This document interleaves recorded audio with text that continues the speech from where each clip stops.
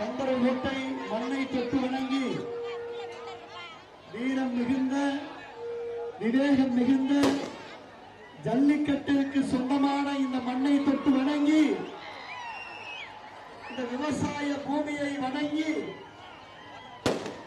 பார் சிறந்ததால் படை பெருத்ததோ, கந்தரகோட்டை படை பெருத்ததால் பார் சிறுத்ததோ என்று சொல்லத்தக்க வகையில்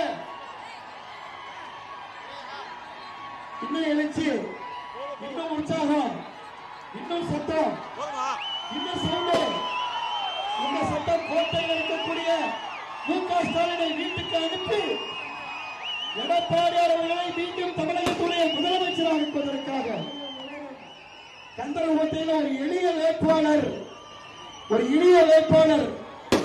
ஏழை பங்காளர் அன்பு சகோதரர் உதயகுமார் அவர்களுக்கு தாமரை சின்னத்திலே வாக்கு கேட்பதற்காக அண்ணன் அண்ணாமலை அவர்கள் உங்களை பிடித்த ஜல்லிக்கட்டை பிடித்த விவசாயம் பிடித்த வேளாண்மை பிடித்த நமக்கு என்ன பிடிக்குமோ உங்களுக்கு பிடிக்கணும். எங்களுக்கு ஜல்லிக்கட்டு பிடிக்கும், உங்களுக்கு ஜல்லிக்கட்டு பிடிக்கும். இங்க மக்களுக்கு விவசாயம் பிடிக்கும், உங்களுக்கு விவசாயம் பிடிக்கும். இங்க இருக்க மக்களுக்கு ஆடு மாடுகள் எல்லாம் பிடிக்கும், உங்களுக்கு பிடிக்கும். அதனால உங்களுக்கு கந்தரகோட்டையை ரொம்ப பிடிக்கும், கந்தரகோட்டைக்கு உங்களுக்கு ரொம்ப பிடிக்கும்.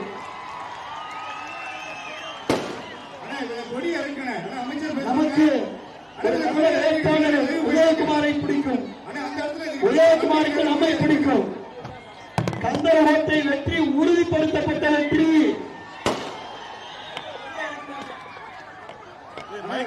காவிரி கூட்டு குடிநீர் திட்டத்தை சரி செய்ய, காவிரி வைகை குண்டாறு திட்டத்தை மீண்டும் செயல்படுத்த, ஆற்றை வெட்டி இந்த கந்தரகோட்டை பகுதியை வளமாக்க, கந்தரகோட்டை பகுதியை கல்வியில், பொருளாதாரத்தில், தொழிற்சாலையில் மேம்படுத்த தாமரை சின்னத்திலே உதயகுமாருக்கு நீங்க வாக்களிக்க வேண்டும். முதல்ல யாரையும் தொந்தரவு பண்ணாத வேட்பாளர், யாரையும் தொந்தரவு பண்ணாத வேட்பாளர், எந்த வம்பு வழக்கு இதுக்கு போகாத வேட்பாளர், சமூக நீதியை நிலைநாட்டக்கூடிய வெற்றி வேட்பாளர் அன்பு சகோதரர் உதயகுமார் அவர்களுக்கு இதோ அண்ணன் அண்ணாமலை ஐபிஎஸ் அவர்கள் உங்களிடத்திலே வாக்கு கேட்டு, ஜல்லிக்கட்டு வீரர்களே, கபடி வீரர்களே, கிரிக்கெட் வீரர்களே, விவசாயிகளே, இதோ நான் லேசா புள்ளி வச்சிருக்கிறேன், கேட்கலையா? நான் லேசா புள்ளி வச்சிருக்கேன். அண்ணாமலை பேசுறப்ப நல்லா கேட்கும். நன்றி, வணக்கம். அண்ணா சொல்றேன்.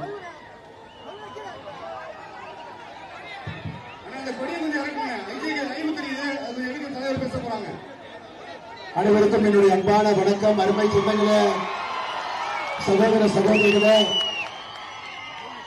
கந்தரகோட்டையில நம்முடைய அற்புதமான வெற்றி வேட்பாளர் உதயகுமார் அவர்களுக்கு பிரச்சார செல்வர் தான் சொன்னீங்க. வெற்றி விழாவுக்கு நீங்க வர சொல்ல, வெற்றி விழாவை போல ஒரு மிகப்பெரிய கூட்டம் இங்கே ஆர்ப்பரித்துக் கொண்டிருக்கிறது. அருமை சொந்தங்களே, எனக்கு ஞாபகம் இருக்குதுங்க, நம்முடைய என் மண் என் மக்கள் யாத்திரை வந்த பொழுது எந்த அளவுக்கு இதே இடத்துல ஒரு பெரிய உற்சாகத்தோடு நம்முடைய சொந்தங்கள் எல்லாம் நின்று கொண்டிருந்தீர்கள். இன்னைக்கு நம்முடைய அனைத்து இந்திய அண்ணா திராவிட முன்னேற்ற கழகம் தலைமையிலான தேசிய ஜனநாயக கூட்டணியுடைய வெற்றி வேட்பாளராக அருமையண்ணன் உதயகுமார் அவர்கள் இங்கே நின்று கொண்டிருக்கின்றார்.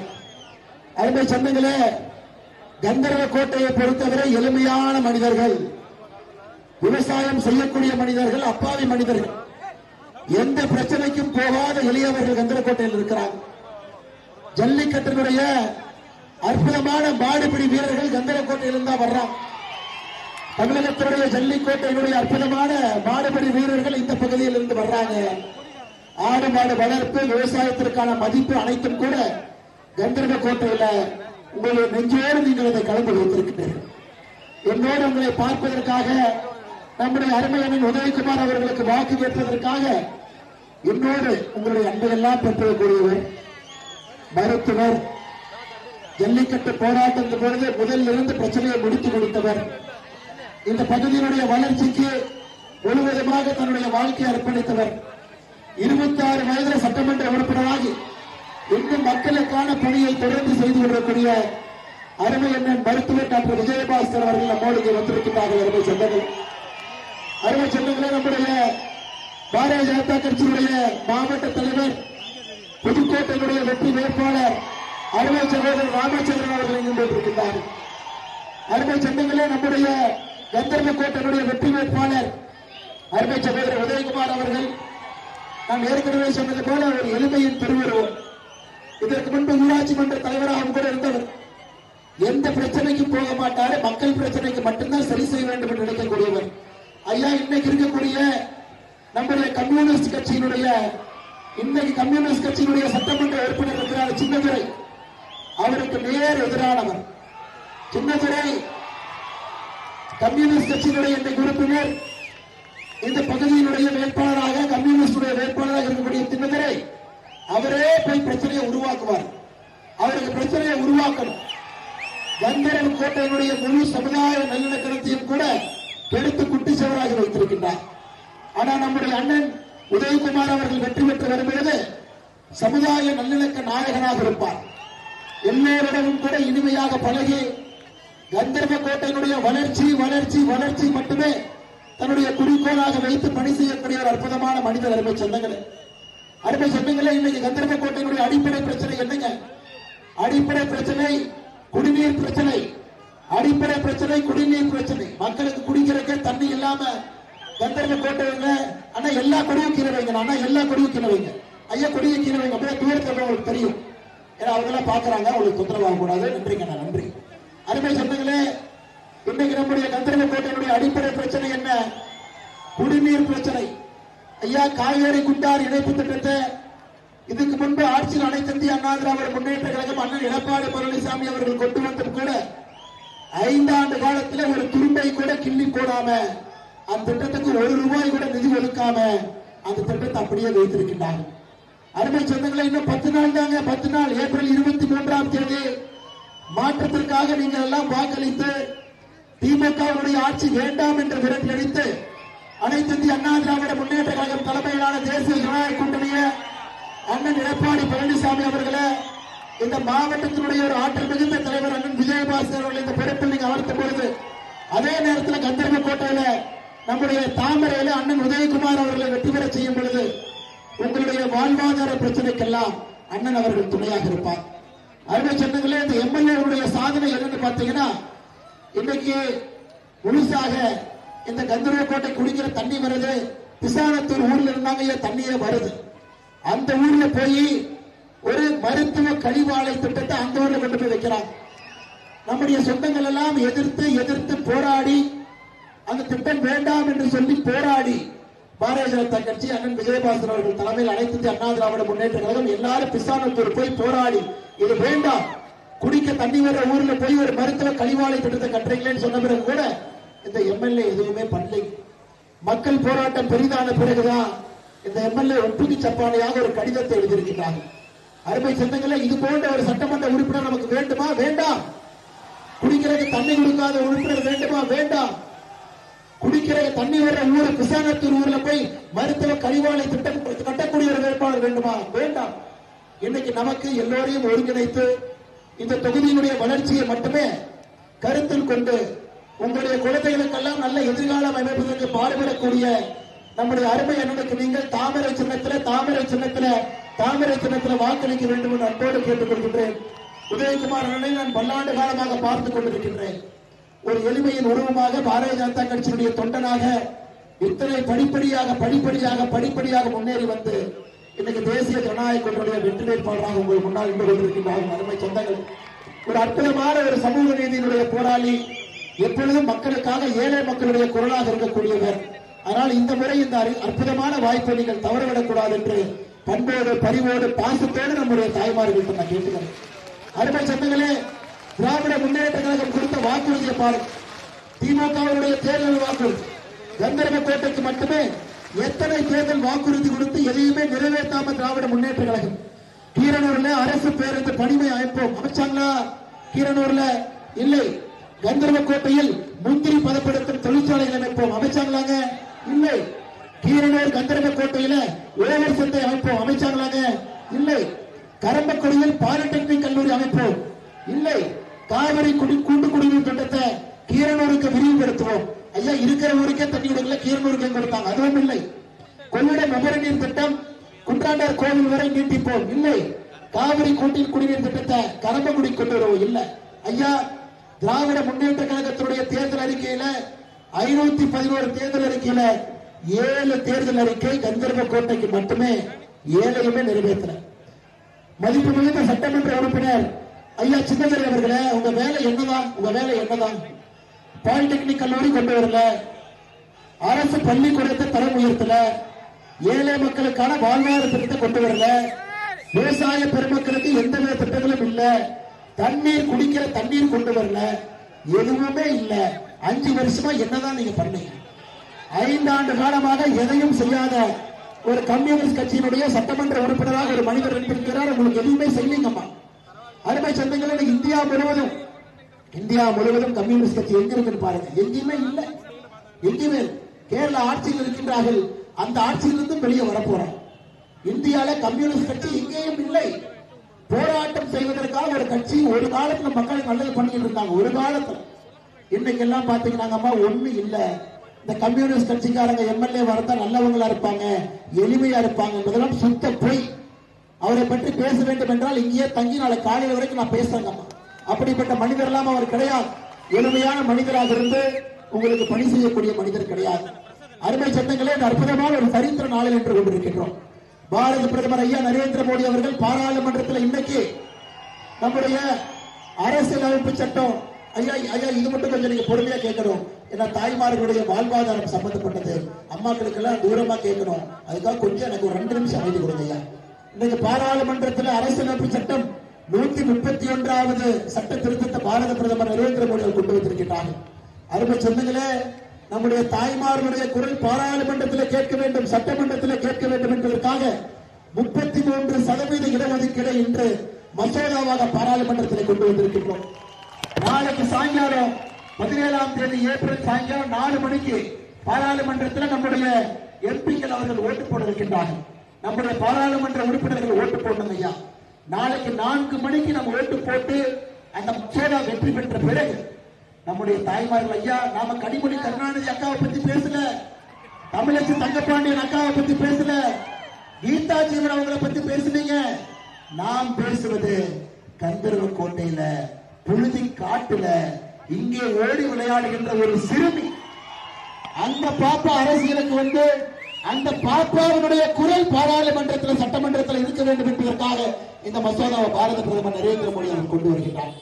இதை காலையில முதலமைச்சர் ஐயா ஸ்டாலின் அவர்கள் இதை தீ போட்டு கொளுத்திக்கிட்டு இருக்கிறார். என்னன்னே அவருக்கு தெரியாது.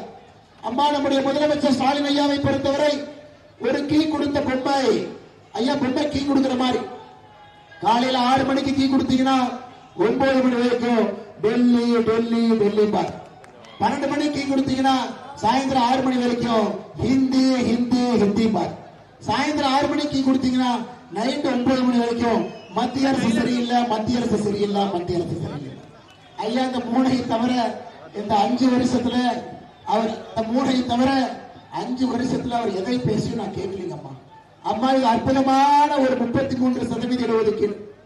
எல்லா மாநிலத்தினுடைய எம்பியை நம்ம உயர்த்துறோம். தமிழ்நாடு 39 59 எம்பிக்கள். இதை விட உங்களுக்கு ஒரு மகிழ்ச்சியான செய்தி சொல்லட்டுங்களா ஐயா? மகிழ்ச்சியான செய்தி சொல்லட்டுமா? இன்னைக்கு புதுக்கோட்டையினுடைய எம்பி யாருங்க ஐயா? புதுக்கோட்டை எம்பி யாரு? புதுக்கோட்டையில் ஒரு தொகுதியே இல்ல ஐயா. ஒரு காலத்தில் இருந்துச்சா? இந்த குரங்கு அப்பத்திங்கிற மாதிரி அதை பிரிச்சு கொடுத்துட்டாங்க. அது யாரு இருந்துங்க? நம்ம ரகுபதி இன்னைக்கு அமைச்சரா சுத்திட்டு இருக்காருல்லங்க, அவருடைய காலத்துல புதுக்கோட்டை தொகுதியை கொடுத்தாச்சு. புதுக்கோட்டை 2 தொகுதிக்கு கரூர் கொடுத்தாச்சு, திருச்சி கொடுத்தாச்சு, எல்லா பக்கம் சுத்தி சுத்தி கொடுத்து இன்று புதுக்கோட்டைக்கு ஒரு எம்பி இல்ல. நீங்க மக்கள் 4 எம்பியை போய் பார்க்கணும் ஐயா. இந்த மகிழ்ச்சியான செய்தியை நான் சொல்றேன். இந்த 2029 பாராளுமன்ற தேர்தலுக்கு 39% இடஒதுக்கீடு வரும் பொழுது 59 தொகுதிகளாக உயரும் பொழுது, தொகுதி மறு வரையறை வரும் பொழுது புதுக்கோட்டை பாராளுமன்ற தொகுதி உருவாக்கப்படும். புதுக்கோட்டை பாராளுமன்ற தொகுதி உருவாக்கப்படும். 2023 தேர்தல் கமிஷனுக்கு நான் ஒரு கடிதம் எழுதினேன். அந்த கடிதத்தை கேட்ட ஐயா 2024 பாராளுமன்ற தேர்தலுக்கே புதுக்கோட்டை வேண்டும் என்று. அப்ப கேட்ட பொழுது தேர்தல் ஆணையர் பதில் கடிதம் எழுதினாரு. இந்தியாவில் அடுத்து எப்ப தொகுதி மறுவரை வருதோ அன்னைக்கு புதுக்கோட்டை தொகுதி உருவாக்கும் என்று. அதற்கான சட்டமும் இன்னைக்கு நாம் கொண்டு வந்திருக்கின்றோம். அருமை சொந்தங்களே, உங்களுக்காக பாடுபடுவதற்காக 2 மனிதர்களுக்கு நீங்க ஓட்டு போடுங்க. மத்தியில மோடி ஐயா ஜம்முன்னு கம்பீரமா உங்களுடைய அன்பையெல்லாம் பெற்று இருக்கிறார் நம்முடைய பிரதமராக. மே 4க்கு பிறகு நம்முடைய அண்ணன் எடப்பாடி பழனிசாமி அவர்களும் அந்த பதவியில போய் உட்கார். அண்ணன் விஜயபாஸ்கர் அவர்கள் விராலிமலையில ஒரு சரித்திர வெற்றி பெற்று அண்ணன் விஜயபாஸ்கர் அவர்கள் இந்த பகுதியினுடைய முக்கிய பொறுப்பாளராக வர போறார். ஐயா, இன்னைக்கு எடப்பாடி என்ன ஜெயிச்சு பொறுப்புக்கு வரணும்னா இந்த பகுதியில தாமரையும் ஜெயிக்கணும், ரட்டளையும் ஜெயிக்கணும். தாமரை ரட்டளை 2 வெற்றி பெற்றால்தான் அண்ணன் எடப்பாடி பழனிசாமி அவர்கள் 210 சட்டமன்ற உறுப்பினர்களோடு அந்த பதவியில கம்பீரமாக கெட்டியா உட்காருவாங்க. ஐயா, சமூக நீதி சமூக நீதி சமூக நீதி. என்னங்க ஐயா சமூக நீதி? வேங்கைவேல் ஊர்ல பொதுமக்கள் குடிக்கக்கூடிய ஊரு வாட்டர் டேங்க்ல மலத்தை கலந்து எத்தனை நாள் ஆச்சு? ஒப்புக்கு சப்பானியாக 2 வருஷம் கழிச்சு 4 பேர்த்த பிடிச்சிட்டு வந்தாங்க. அவங்களும் இல்ல கேச முடிக்கணும், அவங்களும் இல்ல. ஐயா, இவ்வளவு பேசக்கூடிய ஸ்டாலின் வேங்கவேல் பக்கம் போய் மக்கள்கிட்ட பேசினாரா? திராவிட முன்னேற்ற கழகத்தினுடைய கூட்டணி கட்சிகளுடைய ஒரு தலைவராவது போனாங்களா? என்னங்க ஐயா அவனுங்க வந்து பேசுறானுங்க? என்ன பேசுறாங்க அவங்க? சமூக நீதியை பத்தி என்ன பேசுறாங்க? ஒரு வேங்கவேல் ஒன்றே உதாரணம். தமிழகத்தை பொறுத்தவரை சமூக நீதி இல்லை, பேச்சுக்கு தான் சமூக நீதி. ஐயா, இன்னைக்கு ஒரு எளிய மனிதர், அருமை சகோதரர், நம்முடைய தாமரை சின்னத்துல இவரை நீங்கள் வெற்றி பெற செய்து உதயகுமார் அவர்களுக்கு இந்த வாய்ப்பு நீங்க கொடுக்கணும். ரொம்ப பண்பான ஒரு மனிதர், பண்பான மனிதருக்கு இந்த வாய்ப்பு கொடுங்க. அருமை சொந்தங்களே, உங்களுக்கு தெரியும் நம்மை பொறுத்தவரை நம்முடைய தேர்தல் வாக்குறுதி எல்லாம் சொந்தங்களுக்கு தெரியும். அண்ணன் எடப்பாடி அவர்கள் தமிழகத்தினுடைய முதலமைச்சராக பொறுப்பேற்றவுடன் உங்களுக்கு கொடுக்கக்கூடிய உரிமை தொகை 1000 - 2000 நம்ம உயர்த்தோம். அம்மா உங்களுக்கு தெரியும், எல்லா தாய்மார்களுக்கும் நம்ம உயர்த்துறோம். அடுத்தது அம்மா உங்களுக்கு தெரியும், நம்ம ஆட்சிக்கு வந்த உடனே ஒரு வீட்டுக்கு நம்ம ஃப்ரிட்ஜ் கொடுக்க போறோம். திமுக காரனுக்கு என்ன பண்றதுன்னு தெரியல. நீங்க ஃப்ரிட்ஜ் கொடுத்தா நாங்க டோக்கன் கொடுப்போம். நான் நீ டோக்கன் கொடுத்துக்கிட்டே 5 வருஷம் நீ டோக்கன் கொடுத்துக்கிட்டே நீ டோக்கனை கொடுத்து என்ன பண்ண போற? தாய்மார்களை ஏமாற்றுவதற்காக டோக்கன் கொடுத்துக் கொண்டிருக்கிறார். நேற்று இப்படித்தாங்க டோக்கன் கொடுத்து மனசுல தொகுதியில ஒரு தாய்மாரை போட்டு அடிச்சு அவங்க சிந்துஜா என்கின்ற சகோதரி அங்க காலையில ஒரு உயிரையே மாய்த்து கொண்டார்கள். இந்த டோக்கன் பிரச்சனையில 6 திமுக காரங்க கைதா இருக்கிறாங்க மனசுல. ஆனால் அருமை சொந்தங்களே, உங்களோடு தொடர்ந்து நம்முடைய ஆட்சி இருக்கும். ஐயா, இன்னைக்கு கந்தரவக்கோட்டை முன்னேற்றம்னா மத்திய அரசுடைய பணத்தை நம்ம கொண்டு வரும். காவிரி குண்டாறு திட்டத்திலிருந்து பல பணத்தை இங்கே கொண்டு வந்தால்தான் அடுத்த கட்டத்திற்கு நம்ம எடுத்துட்டு போனோம். அதனால நீங்க மறந்துடாதீங்க. முன்னாடி இருக்கக்கூடிய சகோதரர்கள் ஏதோ பால்டாயில் இருக்கிறாங்க. என்னென்ன பால்டாயில் எனக்கு தெரியாதெல்லாம் புதுசாக சொல்றீங்க. அண்ணா, நம்மளுக்கு உங்களை பத்தி தெரியும். ஐயா ஐயா நாம நம்மளுடைய அரசியல் மிக மிக நாகரிகமான அரசியல். அதனால உதயநிதி ஸ்டாலினுக்கு ஒரே ஒரு பதிலை மட்டும் சொல்றேன். ஐயா, நாமெல்லாம் நாகரிகமா பேசணும். ஏன்னா பெரியவங்க தாய்மார்கள் இருக்கிறாங்க, நாமெல்லாம் நாகரிகமா பேசணும். இன்னைக்கு உதயநிதி ஸ்டாலினும் ஐயா ஸ்டாலின் அவர்களும் அண்ணன் எடப்பாடி பழனிசாமி அவரை பற்றி தவறாக பேசுறதா அவங்க வேலை. 10 நாளா திட்டுறதா வேலை. அருமை சகோதரர் உதயநிதி ஸ்டாலின் அவர்களே, அண்ணன் எடப்பாடி அவர்கள் எம்எல்ஏவாக இருந்த பொழுது நீங்க டைப்பர் போட்டிருந்தீங்கன்னு மறந்துடாது. அதனால் பேசுவதில் தாய்மார்கள் எல்லாம் பாக்குறாங்க, டிவியில பாக்குறாங்க, நேர்ல வந்து பாக்குறாங்க. தாய்மார்கள் பார்க்கும் பொழுது பேச்சு ஒழுக்கமாக இருக்க வேண்டும். அம்மா பதவியை தூக்கி சும்மா கொடுத்தா அப்படித்தான், வேர்வை சிந்தாம அந்த பதவியில் உட்கார்ந்தா அப்படித்தான். மக்களுடைய கஷ்டம் தெரியாம ஒரு தங்கத்தட்டில பிறந்த பதவியை தூக்கி கொடுத்தா அப்படித்தான் பேசுவாங்க. ஆனா நாமெல்லாம் கிராமத்திலிருந்து வந்திருக்கிறோம், ஆடு மாட்டங்களோடு வளர்ந்து வந்திருக்கின்றோம், ஏழை மக்களுடைய கண்ணீரை பார்த்திருக்கின்றோம். அதனால் நம்மளுடைய பேச்சு வேற மாதிரி தங்கமா இருக்கும். அதனால உங்களுக்கு ஒரு நல்ல ஒரு எளிய மனிதரை தாமரை சின்னத்துல நீங்கள் அவருக்கு வெற்றியை கொடுக்க வேண்டும். சகோதரர் உதயகுமார் அவர்களை நீங்கள் பெருவாரியான வாக்கு வித்தியாசத்திலே வெற்றி பெற செய்ய வேண்டும் என்று கந்தரவக்கோட்டையில் இருக்கக்கூடிய எல்லா அன்பு சொந்தங்களுக்கும், இந்த நேரத்தில் மிகப்பெரிய எழுச்சியோடு வந்திருக்கக்கூடிய எல்லா அன்பு சொந்தங்களுக்கும் நெஞ்சார்ந்த நன்றிகளை, வாழ்த்துக்களை எல்லோருக்கும் இந்த நேரத்தில் தெரிவித்துக் கொள்கின்றோம். ஐயா, மறந்து விடாதீர்கள், மறந்தும் இருந்து விடாதீர்கள். உங்களுடைய வெற்றி சின்னம் கந்தரவக்கோட்டையில தாமரை சின்னம். கந்தரவக்கோட்டையில தாய்மார்களே, இந்த முறை நட்டலுக்கு பதிலாக தாமரை நிற்கிறதுனால நட்டலையை சொல்லாதீங்க, நட்டலுக்கு பதிலாக தாமரை கந்தரவக்கோட்டையில. அதனால இந்த வெற்றி சின்னம் நம்முடைய தாமரை சின்னம், நட்டலையோடு இணைந்து தாமரை நிற்குது. அதனால தாய்மார்களே, உங்களுடைய அன்பையெல்லாம் நீங்கள் கொடுக்க வேண்டும் என்று பண்போடு சொல்லிக்கொண்டு நம்மோடு இருக்கக்கூடிய எல்லா முக்கிய தலைவர்களுக்கும் கூட நன்றி செலுத்த வேண்டிய நேரம். நம்முடைய முன்னாள் சட்டமன்ற உறுப்பினர் அனைத்து இந்திய அண்ணா திராவிட முன்னேற்ற கழகத்தினுடைய மூத்த தலைவர் அருமையன் ஆறுமுகம் அவர்களுக்கு நன்றி குட்டி, நன்றி. பாக்கிறேங்க ஐயா ஆறுமுகம் ஐயா அவர்கள் வாழ்த்துக்களை தெரிவித்து பாரதிய ஜனதா கட்சியுடைய மாவட்ட தலைவர் அருமை சகோதரர் ராமச்சந்திரன் அவர்கள் நன்றி கலந்த வாழ்த்துக்களை வணக்கங்களை தெரிவித்து, அதே போல தேர்தல் பொறுப்பாளராக நம்மோடு இருக்கக்கூடிய அன்பு சகோதரர் பெப்பஸ் நாச்சியப்பன் அவர்களுக்கு நெஞ்சார்ந்த வாழ்த்துக்களை வணக்கங்களை தெரிவித்து, அனைத்து இந்திய அண்ணா திராவிட முன்னேற்ற கழகத்தினுடைய ஒன்றிய செயலாளர்கள் கந்தர்வக்கோட்டை கிழக்கு எம்ஆர்எஸ் கார்த்திக் மலர் நாயர் அவர்கள், கந்தர்வக்கோட்டை மேற்கு பாண்டியன் அவர்கள், கந்தர்வக்கோட்டை தெற்கு குமாரன் அவர்கள், குன்றாண்டார் கோவில் கிழக்கு அண்ணன் பாலு அவர்கள், குண்டாண்டார் கோவில் மேற்கு ராமநாதன் அவர்கள், அன்னவாசல் வடக்கு முத்துக்குமார் அவர்கள், கரம்பக்குடி வடக்கு கணேசன் அவர்கள், கரம்பக்குடி வடக்கு சொக்கலிங்கம் அவர்கள், கரம்பக்குடி தெற்கு குபேந்திரன் அவர்கள், புதுக்கோட்டை மேற்கு ராமச்சந்திரன் அவர்கள், கீரனூர் பேரூராட்சி ரவிசந்திரன் அவர்கள், கரம்பக்குடி பேரூராட்சி அருமை சகோதரர் விவேகானந்தன் அவர்கள், நம்முடைய பாரதிய ஜனதா கட்சியுடைய எல்லா நிர்வாகிகள் இங்கே இருக்கின்றார்கள். ரங்கசாமி அண்ணன் சிவகாண்டியர் அவர்கள், அருண் சூரியராஜன் அவர்கள், மத்தியலகன் அவர்கள், விமலா கவியரசன் அவர்கள், ராஜகமலகரன் அவர்கள், கங்காதரன் அவர்கள், பாலசுப்ரமணியன் கணேசன் அவர்கள், விஸ்வநாதன் அவர்கள், அண்ணா மக்கள் முன்னேற்ற கழகத்தினுடைய எல்லா நம்முடைய முக்கியமான வந்திருக்கின்றார்கள்.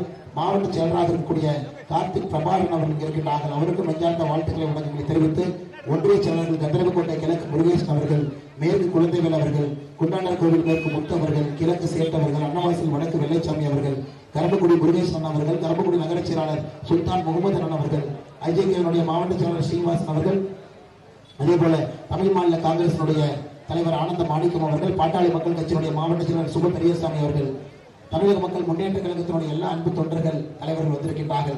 அருமை சொந்தங்களே, ஏசிஎஸ்னுடைய கட்சியினுடைய தொண்டர்கள் தலைவர்கள், ஐயா பாரிவேந்தராவுடைய கட்சியினுடைய தலைவர்கள் தொண்டர்கள், பாரதிய ஜனதா கட்சியினுடைய மாநில இளைஞரணி பொதுச் செயலாளர் தவமணி அவர்கள், அருமை சொந்தங்களே, நம்முடைய எல்லா அன்பு சொந்தங்களுக்கும் இந்த நேரத்தில் நெஞ்சார்ந்த வாழ்த்துக்களை வணக்கங்களை தெரிவித்து, எல்லா கூட்டணி கட்சி நிர்வாகிகளுக்கு வாழ்த்துக்களை வணக்கங்களை தெரிவித்து, மறந்து விருந்து விடாதீர்கள், இருந்து மறந்து விடாதீர்கள். உங்களுடைய வெற்றி சின்னம் தாமரை தாமரை தாமரை. ஏப்ரல் 23ஆம் தேதி நீங்கள் தாய்மறைக்கு வாய்ப்பளித்து இந்த எளிய மனிதரை சட்டமன்றத்திற்கு உங்களுடைய உறுப்பினராக எங்களுக்கு நீங்கள் அனுப்பி வைக்க வேண்டும் என்று அன்போடு பாசத்தோடு பரிவோடு கேட்டுக்கொள்கின்றேன். நன்றி, வணக்கம். பாரத் மாதா கி